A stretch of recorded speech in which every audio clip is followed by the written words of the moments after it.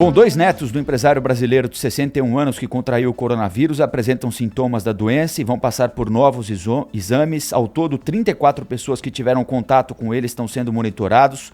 O brasileiro esteve entre 9 e 21 de fevereiro na Lombardia, norte da Itália, onde o coronavírus se espalhou rapidamente. Apesar da confirmação, como o paciente não apresenta quadro grave, foi liberado e está em casa, onde deve permanecer isolado até que não haja mais sintomas. O ministro da Saúde, Henrique Luiz Mandetta, explicou o porquê ele pôde voltar para casa enquanto os repatriados brasileiros da China ficaram em quarentena em Goiás. Quando você tem uma situação como aquela dos repatriados, você tinha um número grande de pessoas de diferentes lugares do Brasil. No caso desse paciente, que é um paciente que estava viajando sozinho e que chega ao país e fica 72 horas, mais 96 horas, e depois vai ao hospital bem, estado geral bom, e que tem uma síndrome gripal que confirma corona, isolamento domiciliar, porque não haverá quarentena, nenhum país do mundo faz quarentena de todas as pessoas que chegam, de todos os seus contactantes, porque isso não seria possível. Inclusive a internação desse indivíduo sem apresentar quadro grave, ele não apresenta quadro grave, colocaria em risco toda a equipe de saúde do hospital, e aí uma disseminação ainda maior do vírus, né? Bom, então tem esse caso confirmado em São Paulo, desse senhor de 61 anos, os netos dele, um de 8 meses e uma outra criança de 9 meses, apresentaram sintomas e estão sendo submetidos aos exames. Além desse senhor, são 20 casos suspeitos de coronavírus, aí já contando os dois netinhos. Desde o começo da epidemia, 59 casos foram descartados após a realização de exames. Desses 20 casos suspeitos, 12 pessoas vieram da Itália. Dos 20, 12 vieram da Itália. Também é interessante, os especialistas explicam por que é que quem vem da Itália não está sendo monitorado com mais rigor aqui no Brasil do que quem vem da China, por exemplo. No período de voo, se você não apresenta os sintomas lá na Itália, não haverá tempo suficiente para que o sintoma dentro do avião se manifeste e nem para que você comece a distribuir o vírus por aí. Nesse período da decolagem na Itália até o pouso em São Paulo. Então não haveria necessidade nem eficácia num monitoramento qualquer que fosse feito, por exemplo, na alfândega aqui no Brasil, em São Paulo, em Brasília, em Minas Gerais, para monitorar esses pacientes ou passageiros, né, no primeiro momento, que vêm da Itália aqui para o Brasil. É verdade, né, Rafael? E tem também a questão que envolve aí a vigilância com que a autoridade brasileira tem tratado esse assunto, né? Monitorando não só aqueles suspeitos, né? Porque não é o primeiro caso suspeito, é o primeiro caso confirmado, como todas as pessoas que tiveram contato com essas pessoas, com essas pacientes que apresentam sintomas da doença, né, que são sintomas muito próximos do sintoma da gripe, de uma pneumonia, de um resfriado, né, dor no corpo, garganta seca, um mal-estar geral, tosse. O Dr. Davi Wipp, ontem falando conosco aqui, diz que há um pouco menos de secreção, né, no coronavírus do que num resfriado, onde a coriza é mais constante, né, mas de qualquer forma, me parece, como eu destaquei aqui, que o Brasil tem adotado o protocolo internacional para impedir a disseminação do coronavírus aqui. Então, esse senhor de 61 anos está isolado na casa dele, recebeu toda a orientação para ficar nessa quarentena, trancado lá num quarto, sem contato com outras pessoas. Ele teve um contato prévio com a família, participou de um churrasco assim que chegou da Itália. Ele pegou um voo na Itália, passou pela França e depois desembarcou aqui no Brasil. E participou de uma confraternização com a família, não tinha muitos dos sintomas aí da doença, e aí depois descobriu que tinha. Agora 2 netos apresentaram os sintomas do coronavírus, por isso também estão passando aí pelos testes, né, para saber se contraíram ou não o vírus. Mas o mais importante é mesmo a cautela que está sendo passada pelas nossas autoridades para as pessoas não entrarem em pânico. Mesmo assim, muita gente saiu em corrida aí às farmácias para comprar as máscaras. Sabe que ontem antes de voltar para cá à noite, era umas 5h30 da tarde, eu parei numa farmácia aqui na Avenida Morumbi, no comecinho da Avenida Morumbi aqui, para comprar um remédio, e aí encostei ali no balcão, a moça estava me atendendo, nisso parou um rapaz também no balcão, numa outra ponta, e aí ele perguntou para outra atendente se ela tinha máscara. Ele falou assim, eu vou fazer eu não sei se ele, né, quis, enfim, eu vou fazer uma viagem e eu queria comprar uma máscara cirúrgica e já não tinha mais na farmácia.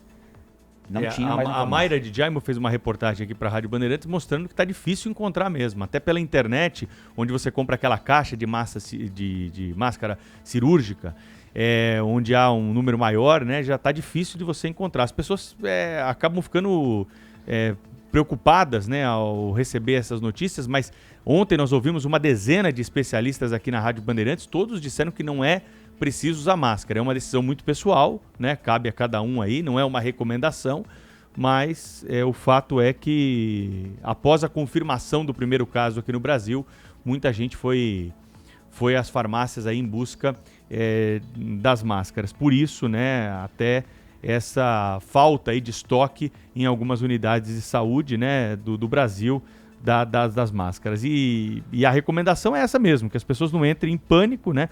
Orientação também do pesquisador da Universidade Federal da Bahia, um dos criadores do teste para a detecção da doença, o Gúbio Soares, né, que também conversou aqui com a Rádio Bandeirantes. Ele disse que o Brasil teve tempo, se preparou para desenvolver protocolos de controle e também lembra que outras doenças apresentam um potencial de dano maior e preocupam muito mais do que o novo coronavírus. O governo brasileiro vem se preparando desde janeiro, tomando medidas para conter esse vírus aonde ele for localizado.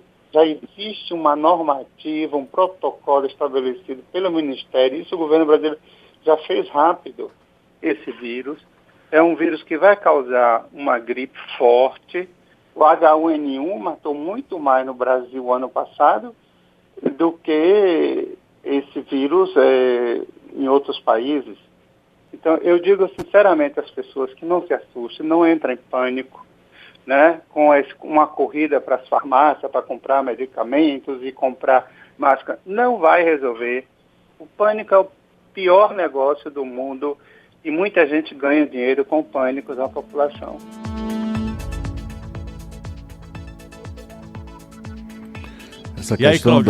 Essa questão das máscaras, né, de fato tá uma corrida nas farmácias, né? Uma rede de farmácias aqui do Distrito Federal, Unicom, antes do Carnaval, fez uma encomenda de 50 mil máscaras. Já acabou. Não tem mais. Assim, simplesmente desaparece. As farmácias já não tem, as pessoas estão correndo, comprando máscara, álcool gel, aquelas coisas todas, porque fica todo mundo tentando ali se preparar para o pior, né? É assim que as pessoas raciocinam, mas apesar de todos os especialistas fazer advertências sobre isso.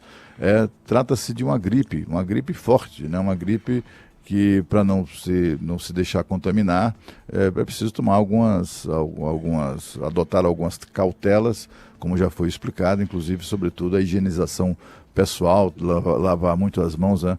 As pessoas, como se diz, o brasileiro é conhecido como o povo que mais toma banho no mundo, mas é também dos que menos lavam as mãos.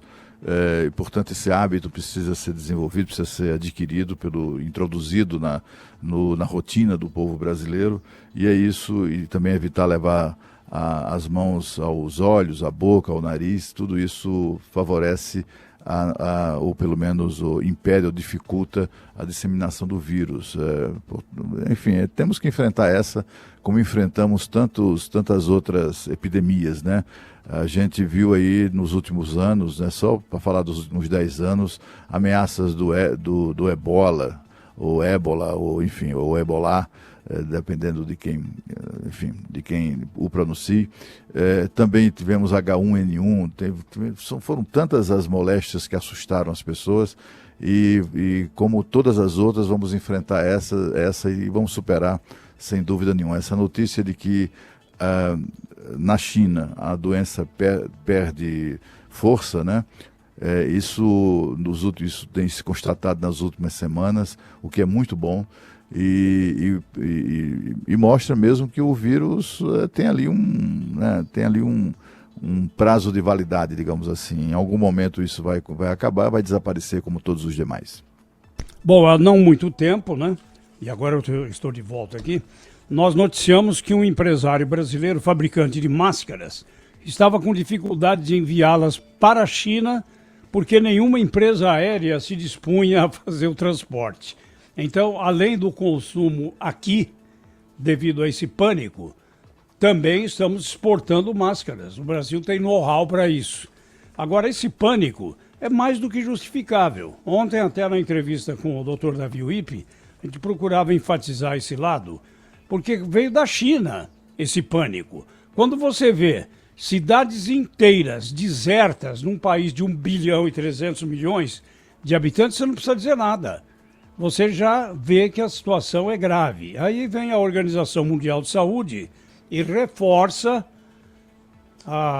o alerta que veio da China. Então não tem como o leigo não ficar assustado. Ele acha que pode topar na esquina com esse coronavírus e morrer por causa disso.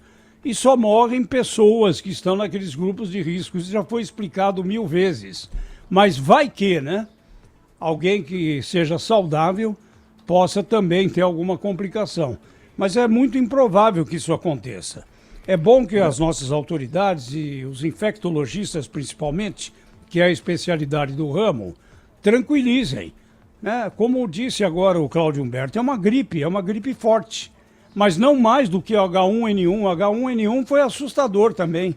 E nós passamos por ele. Já passamos pela dengue, né? E por tantas e tantas doenças que nós temos tido ultimamente, até febre amarela.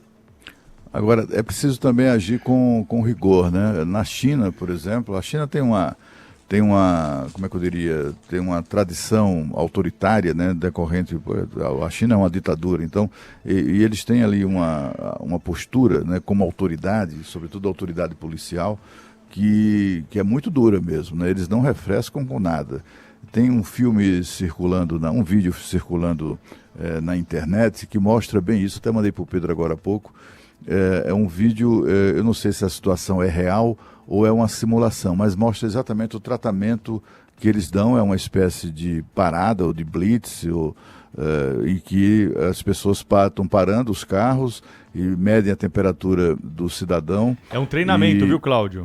Hã? É um treinamento esse vídeo aí. É um treinamento, né? É um treinamento para se alguém como eles agem, né? Você vê como eles são duros, né, Pedro? Na abordagem da... Se o cara oferecer algum tipo de resistência, enfim, porque medida a temperatura, ele é encaminhado para uma área do lado para fazer, enfim, começar a fazer os exames e tal. Se o sujeito resiste, assim, olha, eles caem matando. Matando não digo, mas eles simplesmente usam até um negócio que eu nunca tinha visto. Eles pegam aquela cestinha, sabe, aquela que tem um cabo assim de limpar piscinas. Pegam aquela cestinha, enfiam na cabeça do cara, enquanto isso outros vão lá e imobilizam o sujeito e levam na marra para fazer exame. Então, assim, na China a gente viu também que no período mais crítico da doença, não sei se isso continua, lá em Wuhan, qualquer aglomeração de 4, 5 pessoas, havia drones nas ruas, uma coisa meio assustadora até, drones nas ruas com áudio, mandando dispersar. Porque a ideia era não deixar que as pessoas se concentrassem para exatamente dificultar a disseminação do vírus. Portanto, agora, regime comunista tem um medo danado dessas concentrações, né, Cláudio? Exatamente, só se for a favor, né? Se for manifestação a favor, tudo bem.